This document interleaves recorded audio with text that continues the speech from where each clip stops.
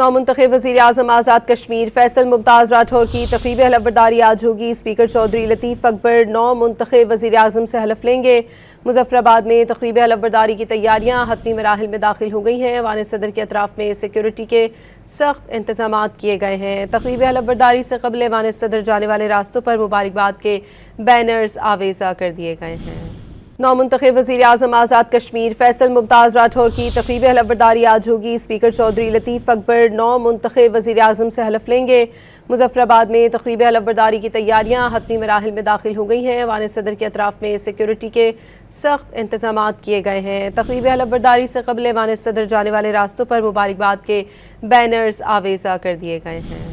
नौमुंतखब वज़ीर-ए-आज़म आज़ाद कश्मीर फैसल मुमताज़ राठौर की तक़रीब हलफबरदारी आज होगी। स्पीकर चौधरी लतीफ़ अकबर नौमुंतखब वज़ीर-ए-आज़म से हलफ लेंगे।